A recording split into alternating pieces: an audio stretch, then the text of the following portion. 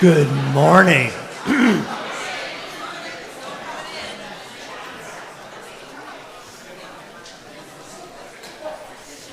As all you stragglers find wonderful seats, I just wanted to call out the fact that we do have seats up front in the splash zone, so you are welcome to kind of mosey on up.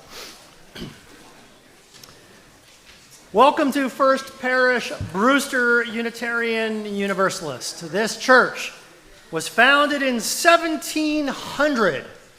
It's part of a living tradition, one that draws wisdom from all the world's religious traditions, balanced with the insights of modern science. We call ourselves seekers after truth and practical goodness because the one thing we can all be sure of is that none of us have all of the answers. We do, however, believe in the power of questions. Questions we ask ourselves, curiosity we hold out for one another, and inquiries about how to make this world a better place, one word and deed at a time. I am the Reverend Scott Hull, and I use he, him pronouns. Today I am joined by my beautiful spouse, the Reverend Julia. Together we are your ministry team.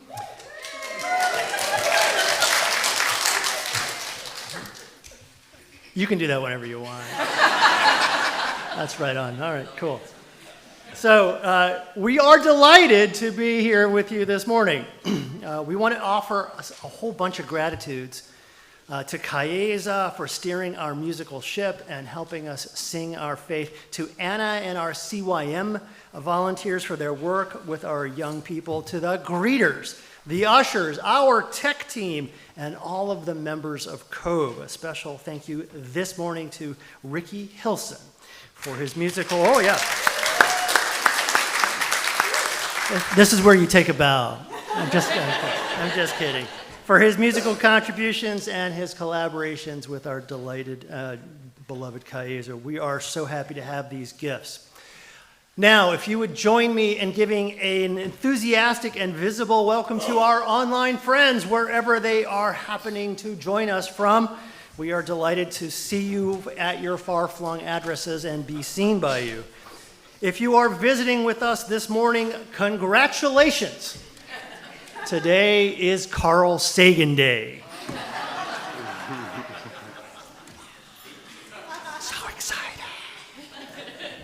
Many of you know that Carl Sagan was an atheist, so celebrating his birthday in a church would probably have struck him as funny, as would my calling him a saint. That's right. We can argue about all that. He can argue all that with me in heaven. That's fine. These are the jokes, people. Come on now. Among the many things Carl Sagan was, he was also a humanist, and humanism is one of the three major theological threads alive in Unitarian Universalism today, so I totally feel justified in claiming him, at least as a personal inspiration. There will be a lot more about that later in the service. But first, a few announcements for the good of the order. First, Thanksgiving season is here. And we want to make those connections so that everyone who wants a seat at a table this Thanksgiving can have one. For more information, you're welcome to reach out to Suzanne. Suzanne, where are you? Okay, Susan then. Wave your hand, Susan. Reach out for Susan. You'll find her with the hat at the end of today's service. Similarly, on a similar note, in response to the recent threats to SNAP benefits, the Cape Cod Council of Churches is asking our help during this season. So in that, our faithful response would be to consider a donation to a local food bank. There are a lot across the Cape. If you want more information, please reach out. We will connect you. And last but not least, I was handed a missive. Where are you, Scott? Scott handed me this missive. Kaylee Cullen will soon be heading off to Berklee School of Music to continue a dream born right here at First Parish when she was 6 years old. So on the back of your orders of service, who has one? Reach it up, pull it up, look on the back. You will find an announcement about a cool, wonderful, amazing fundraising concert this next Saturday, where we will be able to help her make her dream a reality. So if you like or love Kaylee singing, you will probably, you probably picture this as a great concert. However, I am told on good authority that the concert will be even better than you can possibly imagine. Be there or be square. Thank you very much. But all of that is in the future. Let me take a moment right now and see if we can't ground ourselves in this moment, in this time. Just take a deep breath in and let it go. Take another one in and let that one go too. 3 is our magic number, so one more in and let it go. And over the next few moments, continue to take these slow, intentional breaths. And with each release, just try to let go of whatever it is that you might need to let go of in order to be more fully present to yourself and each other and the possibility of the sacred in this time and place.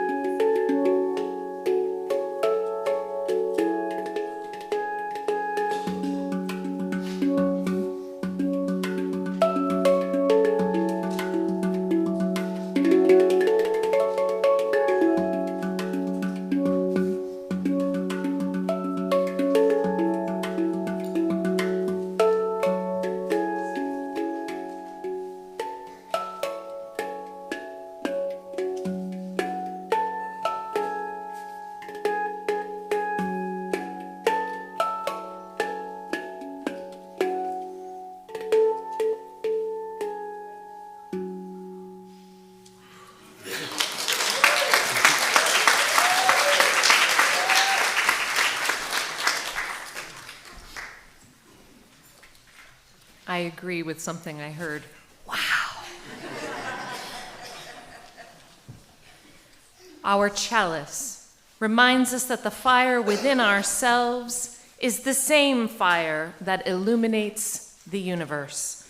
It is our reminder that all is connected, even though the space of the void is vast, and our experience here is but a blip in the cosmic timeline. This flame is our promise that in our smallness and our short time on this earth, we live intently and deeply with love for one another, with honesty and integrity, to be guided by rational thought and critical thinking, and with a sense of shared responsibility. All good and safe. That was quite a field of worried faces. We're all good. All right, dear ones, please rise in body your spirit and do remain standing for our affirmation. It's going to be tricky this morning. If your first name starts with the letter A through J, please read the plain text. If your name starts with K through Z, please respond with the words in italics. Ready? Everybody good? Do you need help? Do you need help? Anybody? You're like, it is morning. Stop this. We believe in love. Love is the doctrine of this church. We believe in truth. The quest for truth is its sacrament. We believe in helping others. And service is our prayer. We believe in the sacredness of life. To the end that all souls shall grow into harmony with the divine. Please take a moment to say hello to your friends and neighbors.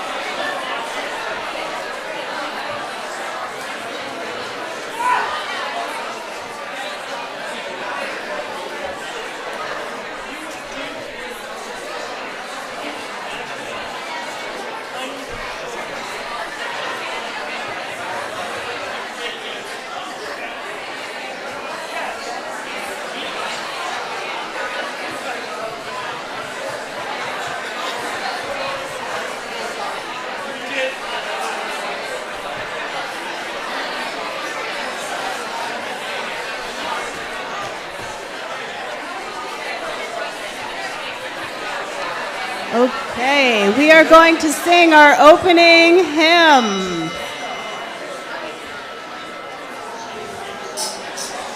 And why don't you have a seat just for a moment while we go through this. So we're going to sing from the Teal Hymnal 1003. But I'm only going to let you look at that for like 1 minute. So, because we're going to make it easy. This section right here, including the balcony, is going to sing line 1. We're going to practice it now. 1003. Everybody else, just wait. It goes, where do we come from? What are we? Where are we going? Do it again. Where are we come from? What are we? Where are we going? Where do we come from? What are we? Where are we going? Last time, where do we come from? What are we? Where are we going? And your part here on this side, where do we come from? Go. Where do we come from? Again.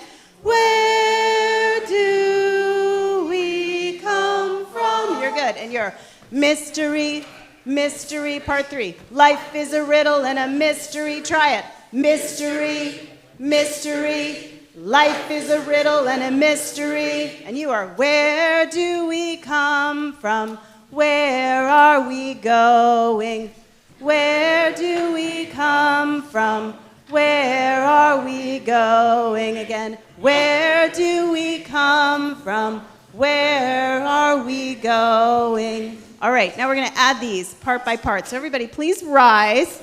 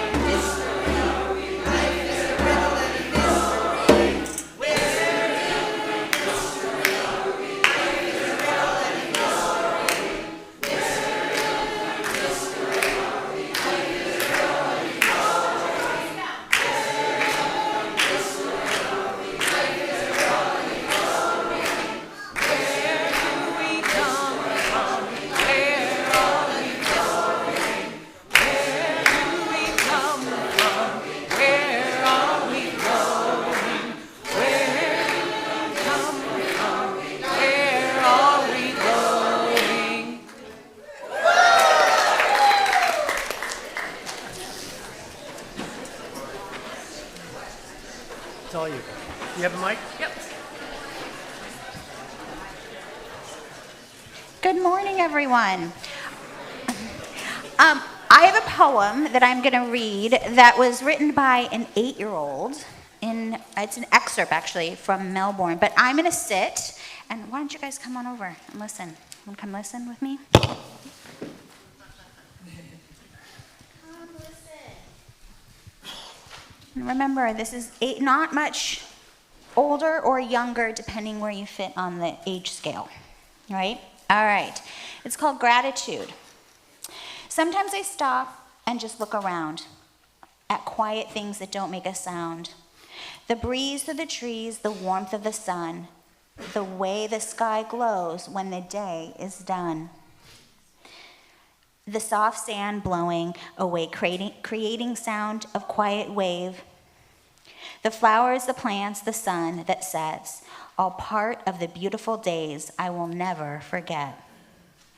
I stargaze at the sky so high, with stars that twinkle near the sky.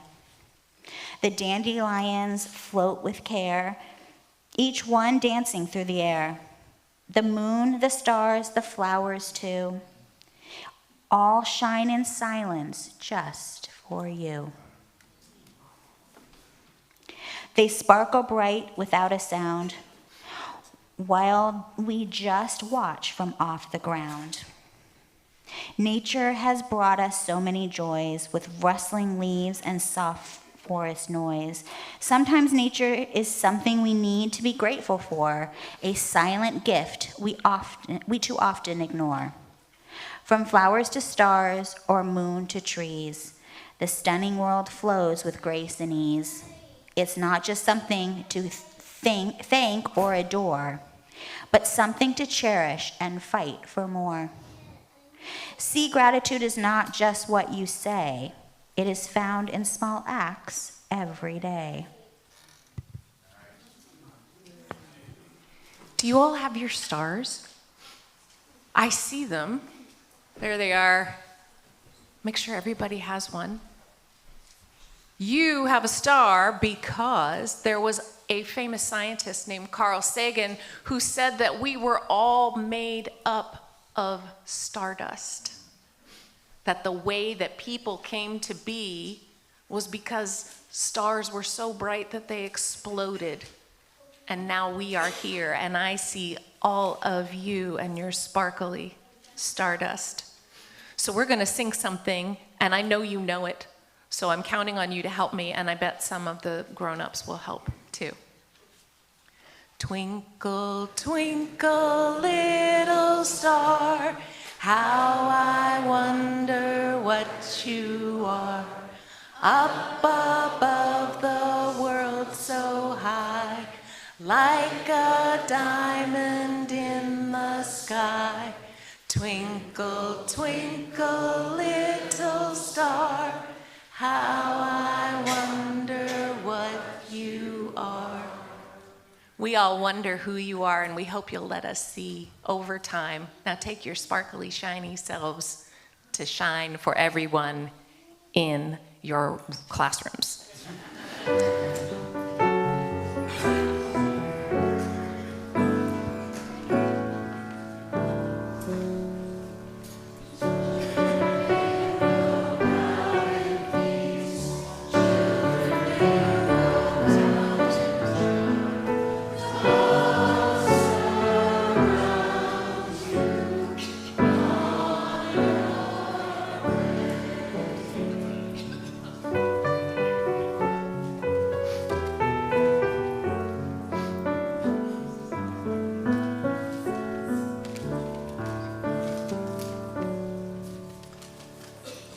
Carl Sagan once said, "If you wish to make an apple pie from scratch, you must first invent the universe." A simple apple pie carries the gift of soil and bees, farmers and families, and the memory of stars. That awareness that everything good has a lineage is the heart of gratitude. Every meal, every poem, every planet is a collaboration and connection all the way down. Gratitude, then, is the moment where we recognized how vast that connection really is.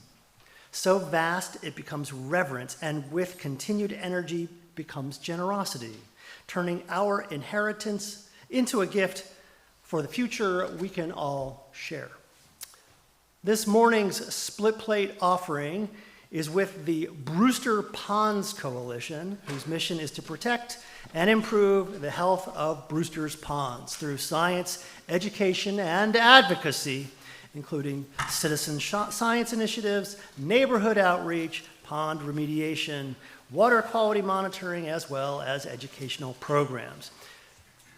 This organization was nominated by the Environmental Task Force. Your generosity for this important community service and for our own congregational operations will now be gratefully received.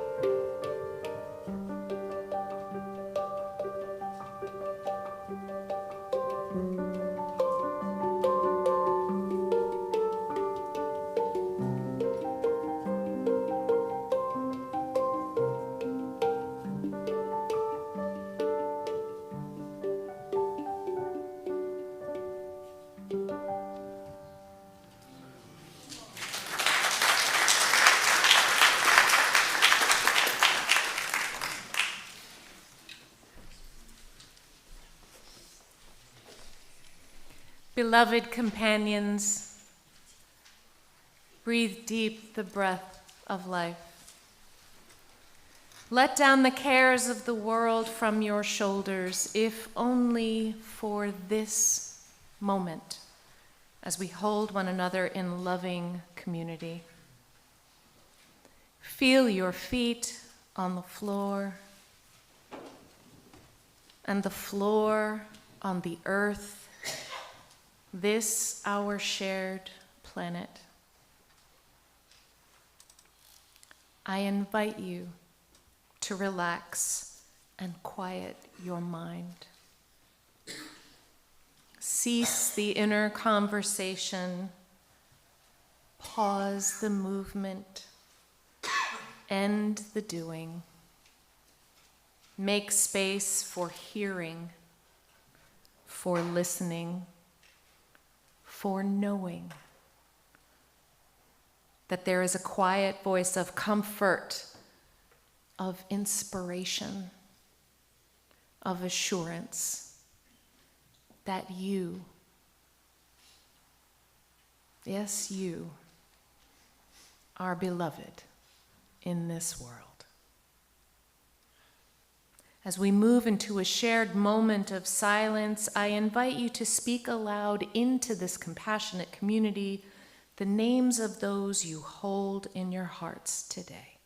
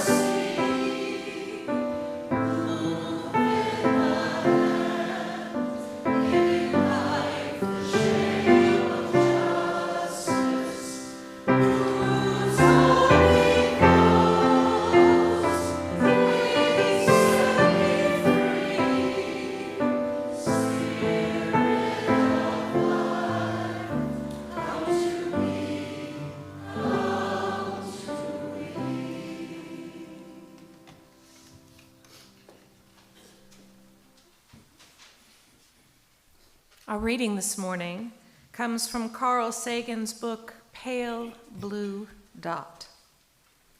It was inspired by a photo taken on February 14th, 1990, as the Voyager 1 spacecraft was departing our planetary neighborhood for the fringes of the solar system. This is what Sagan had to say about that photo. He wrote, "Look again at that dot. That's here. That's home. That's us. On it, everyone you love, everyone you know, everyone you ever heard of, every human being who ever was, lived out their lives. The aggregate of our joy and suffering, thousands of confident religions, ideologies, and economic doctrines, every hunter and forager, every hero and coward, every creator and destroyer of civilization, every king and peasant, every young couple in love, every mother and father, hopeful child, inventor and explorer, every teacher of morals, every corrupt politician, every superstar, every supreme leader, every saint and sinner in the history of our species lived there on a mote of dust suspended in a sunbeam. The earth is a very small stage in a vast cosmic arena. Think of the rivers of blood spilled by all those generals and emperors so that in glory and triumph they could become the momentary masters of a fraction of a dot. Think of the endless cruelties visited by the inhabitants of one corner of this pixel on the scarcely distinguishable inhabitants of some other corner. How frequent their misunderstandings. How eager they are to kill one another. How fervent their hatreds.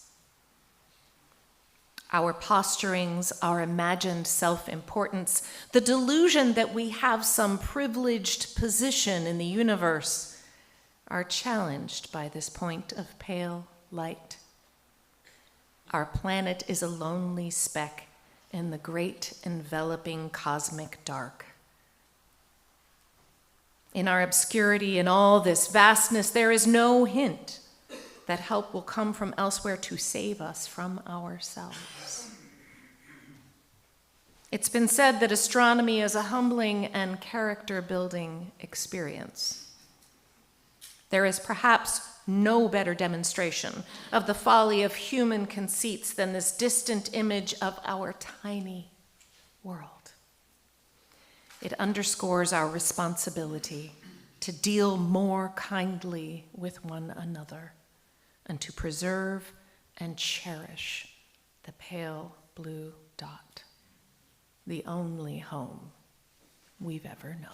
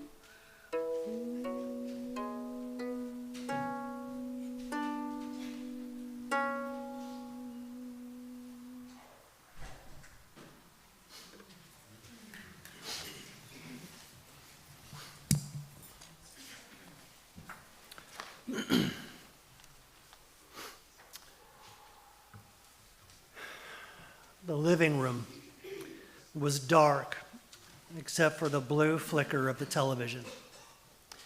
On the screen was a man who didn't look like a movie star. He wore a turtleneck and a tweed blazer. He had an accent that I immediately wanted to imitate.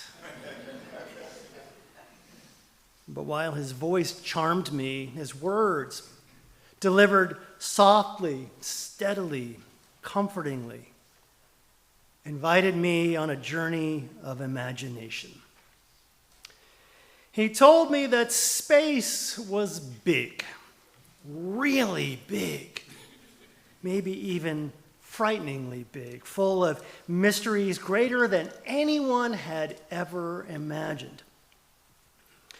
I was 11 years old. And if you ask me today, when theology first got its hooks in me, I might volunteer this moment. Is it weird that my interest in theology began with a 1980 TV show? Maybe. But Carl Sagan was many things. Astronomer, author, science evangelist, and yes, personal inspiration. And I remain convinced that his PBS series, Cosmos, A Personal Voyage, may well be the single best argument for public broadcasting ever.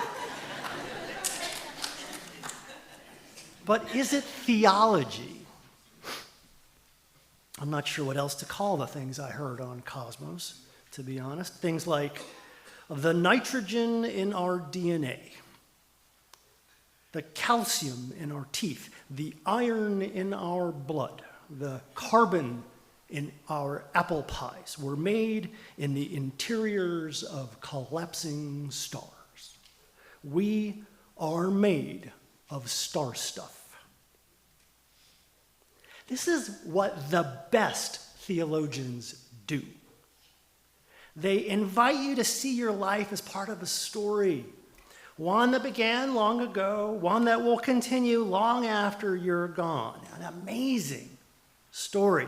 The greatest story that could ever possibly be told, but a story that would not be the same without you. The theologian Paul Tillich said that religion begins with, quote, questions of ultimate concern. Who are we? How did we get here? Where are we going? That night, cross-legged in the glow of that TV, I learned that those questions weren't just for mystics or philosophers. Those big questions were for all of us. Because the first time you look up at the night sky and understand even a little of what you're seeing, you can't help but start to wonder. Apparently, I have had a lot of epiphanies in front of a TV. If you were here a few weeks ago, you might remember that my last cosmic revelation also began in a dark room staring at a television screen, that time visiting with the X-Files. This is my spiritual life brought to you by Prime Time. But revelation is never where you expect it, is it? Sometimes it happens in the desert, sometimes on the mountaintop, and apparently sometimes on PBS. What made Sagan different was that what he offered, though, wasn't just a recitation of fact. It was reverence. For me, he made the universe feel intimate, alive, fascinating, and dare I say it, holy. He said we are more than just invited. He said these mysteries were made for us to explore. So let's just pause a moment. Pause in our politics, our histories, and our cynicism, and put those aside just for a moment. Pretend we're grade schoolers. Here's some cool stuff I learned from Carl Sagan and his colleagues and the work they've done in the years since. Maybe you have heard that Uranus probably smells like rotten eggs. Anybody heard this? But did you know that the planet is tipped almost completely sideways? It rotates like this. Have I mentioned how much I love doing research for sermons? Did you know that Mars has a volcano that's 3 times taller than Mount Everest? 3 times. Did you know that there's water ice all over the solar system? Did you know that since 1995, we have discovered approximately 2,400 previously unknown comets, including one that is right now whizzing through our solar system, one that is apparently changing speed, direction, and color. I'm not saying it's aliens. It's aliens. It's fun to imagine stuff like this, but you don't have to imagine, because the Perseverance rover sent us images of a Martian sky awash in stars. The New Horizons spacecraft sent incredible images of Pluto, including a giant heart-shaped area. Pluto still loves you, even if it isn't a planet. The Juno spacecraft sent images of the unending central cyclone sitting at Jupiter's North Pole and the 8 other cyclones surrounding that central one. Each storm is larger than the distance between New York City and Los Angeles. The Cassini spacecraft sent us the image on the cover of your order of service. Feel free to take a look. It's another self-portrait of our entire species, as seen from Saturn. That's us and that little dot in the lower right-hand corner, waving. Now, you can find all of these images and a whole lot more at nasa.gov. If you've never seen the archives, I can't recommend them enough, especially for those of us not rich or famous enough to warrant a trip into space on a Blue Horizons rocket. Anyone remember back in 2021, in the middle of the pandemic, when a 90-year-old William Shatner climbed aboard a Jeff Bezos-built rocket and traveled to the edge of outer space? Anyone remember this? For a few brief minutes, the Star Trek actor saw what only a handful of human eyes have ever seen: the curve of the Earth against the endless dark. Captain James T. Kirk got his chance to boldly go. When he came back down, Shatner wept. He said that looking into the void, he saw only the thinness of life, the fragility of everything he loved, and beyond the sky, only a terrible silence. This reaction, apparently, is so common to astronauts that there's a name for it: the overview effect.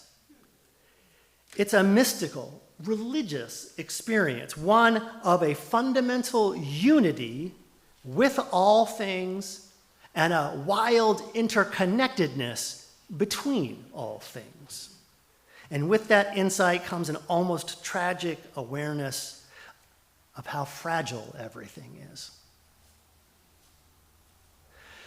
Being shot into space is not the only way to become familiar with the Unitarian Universalist seventh principle, respect for the interdependence of existence, but apparently it is one way. Now you know. In The Deep, Carl Sagan saw something quite similar. Consider what is probably that most famous of NASA photographs, the one Julia described. It's a grainy photo of a mote of dust suspended in a sunbeam. For Sagan, the response was a profound shift in his perspective.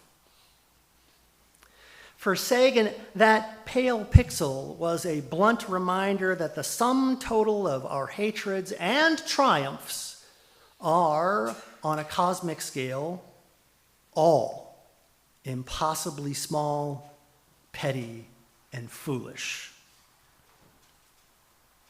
Does that invite meaninglessness? Maybe. Maybe not. Because what Sagan saw in that photo taken by Voyager 1 was also an invitation. One calling us to come, to explore, to learn, to keep becoming.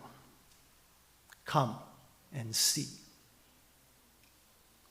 Over the 13-week duration of Cosmos, Sagan invited us to understand that out there lies adventure, tailor-made, just for us.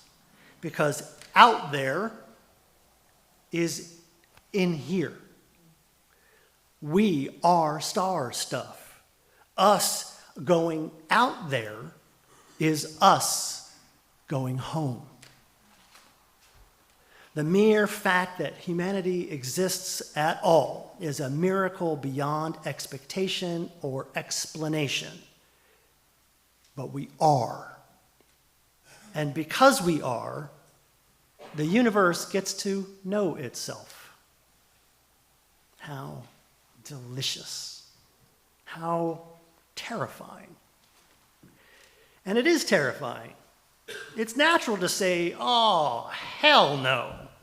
To see the big empty, full of deadly radiation, supernovas, black holes, and all that darkness, and want to retreat. To perfect and protect this safe little nest of ours. To spend the rest of our collective lives pushing harder into the known darknesses, the comfortable injustices, the smallness of the righteous ignorances found in our routine communal life on a familiar, safe earth. But what if? What if the lesson is not that we should retreat or shrink or spend our few years fortifying the walls of our garden? What if that is also the path of dwindling potential, spiritual asphyxiation, and cosmic irrelevance? Sagan suggested that the opposite of despair is not comfort. It is curiosity. The antidote to smallness is wonder. That wonder is only the very first step. Come and see.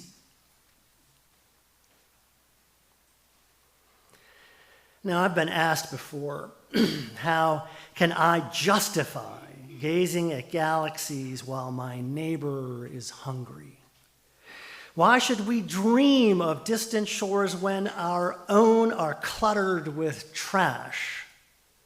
Why am I serious about the possibility of space stations, asteroid mining, and deep space exploration when the reality of exploitation, inequality, and suffering is overwhelming right here at home? How can I possibly be serious about building up there when there's so much broken down here? Why spend a Sunday on wonder when the world is filled with injustice? In part, because the astonishment that comes from the cosmic abyss is a psychic defibrillator. perspective. Because the awe that follows is a spiritual gift. Because even if gratitude pours my cup out, wonder is what fills it up. This is important because it's really hard to pour out an empty cup. Because the work of justice, feeding, healing, building, marching, can only draw its strength, its perseverance, its durability from a well of reverence. This I believe. And that is why I love talking about Carl Sagan. The sea of stars, the deepness above, the invitation, the overview effect, and the vast, fragile web of all that is, was, and ever will be. I love talking about this stuff because it makes my heart, my soul, my imagination grow. My cup runneth over. But there's another reason. You are what you eat, after all. You are what you choose to explore, what you choose to talk about. And if all you ever talk about is injustice, truth is, in a world overwhelmed, it's easy to lose our sense of wonder. It's easy to pull in, away, and become small. And when we let the world get small, we abandon our questions. I believe old Socrates had it right. Wisdom is born in wonder. Impossible to be wise without curiosity. And curiosity only comes alive with questions. Truth comes after curiosity. Knowledge is something we have to seek, even if seeking is something we can never complete. As we turn to the close, I'd like to introduce one last character, one who is also inspired by Carl Sagan's pale blue dot. Octavia Butler was an African-American science fiction writer, and in her stories, she imagined futures where humanity faced collapse and reached for hope. In her 1993 novel, The Parable of the Sower, America is falling apart. Overwhelmed by violence, climate chaos, and greed, all championed by a president whose motto was, quote, "Make America Great Again." 1993. In Parable, Butler introduced us to a young prophet who meets this moment with a brand new faith, with one simple central truth. God is change. The idea is both powerful and subversive. Take the old truism from Heraclitus. You cannot step into the same river twice. The river changes, you change. Everything is constantly evolving, moving, transforming. Everything is changing. But what if that simple fact is a cosmic truth? What if it is the only truth? Truth is change. Provocative, right? But there is a twist.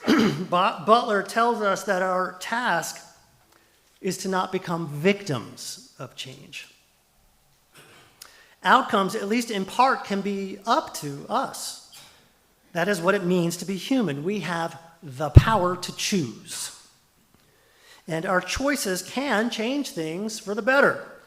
And that, Butler says, is our job, to become shapers of God. For Butler, this shaping should have a purpose, a direction. Remember our ultimate questions. Who are we? Where did we come from? Where are we going? Butler had an answer, a purpose to direct our collective endeavors, to bind us all together, to harness our collective creativity. She called it a positive obsession. And this was her vision. The destiny of humanity is to take root among the stars. If you're raising your eyebrows, I'll remind you that this is science fiction. But I wonder if this isn't something today we can lean more into. I like to think that Butler's vision echoes what JFK once said, quote, "We choose to go to the moon in this decade and do the other things, not because they are easy, but because they are hard. Because that goal will serve to organize and measure the best of our energies and skills." According to Butler and to Kennedy, this is what the dream of stars offers us. A horizon both necessary and worthy, a positive obsession. In 1962, JFK's moonshot was a big stretch. But today, things are different. Science is different.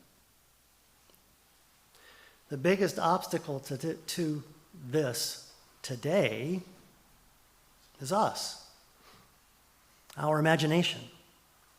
Can we, people of a troubled time, troubled politics, troubled planet, can we even dream this big anymore? I'm not saying we should drop everything and build the NCC 1701 USS Enterprise. I mean, I have heard stupider things. To be blunt, I've heard many of them this year. No, what I am saying, though, is that today, as we celebrate what would have been Carl Sagan's 91st birthday, is that while it is impossible to know what happens next, we do get to choose. When you take a child and fill their cup with so much wonder, so much possibility, so much awe, it will spill over. This, I offer, was the gift of Carl Sagan. This was certainly the gift of his TV show Cosmos, A Personal Voyage. This is the ongoing gift of scientific exploration in an age when too many are too distracted, too weary, and too fearful to even do the simple act of looking up. But we know, deep in our star-forged bones, that somewhere something incredible is waiting to be known. When we look into the deep, we see our fragility, we see alien strangeness, we see mystery, we see ourselves. Sagan, Butler, even Shatner saw these things, but almost more important than what they saw, all of them looked. Maybe it's time we do the same. Tillich said, religion begins in questions of ultimate concern. What if we are the universe, alive with questions, and our purpose is to go wherever curiosity dares to lead? What if the horizon is something we get to choose, to shape, to become? The call of the cosmos is an invitation to change, to grow, to discover, to find and become something new. That is a seed within each of us, a seed literally born from the hearts of 1,000 dying suns. That is who you are. In return, the cosmos does not ask for your worship. It asks for your participation. It demands your evolution. It invites your imagination to spill over into creation. Together, let us keep dreaming the next chapter of creation. One hope, one discovery, one courageous step at a time. Because you are invited. You. And you. And you. You are invited. You, child of infinity, you are invited to a horizon beyond anything you can possibly imagine. You were made for this. Come and see.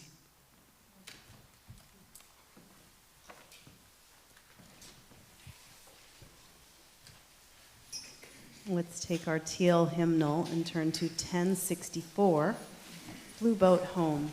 Please rise in body or spirit and join in singing our closing hymn.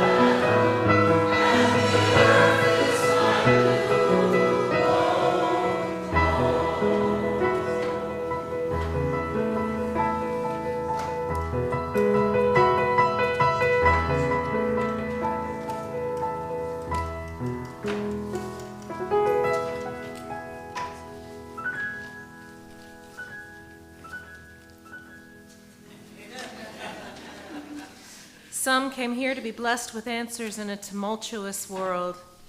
Let us hope, too, however, that many of us have been blessed with questions to direct us with a clarity of mind to steer our logic towards kindness and justice always. While we extinguish the flame of this sacred space, may we always honor the fire of wonder, of curiosity as we encounter the world. My friends, if you are comfortable doing so, please join hands.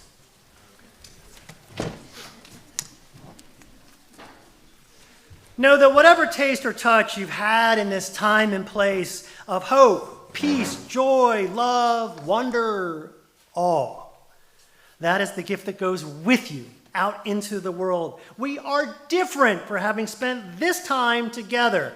We are different because of the questions we explore together. But mostly, what makes us different is what we do together.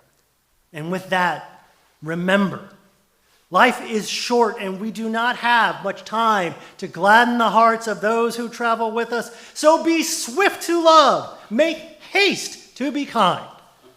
And wherever you go, be bold and go with great thanksgiving. Can I get an amen? Amen. Blessed be. Thank you for coming. This concludes our service this morning. Thank you.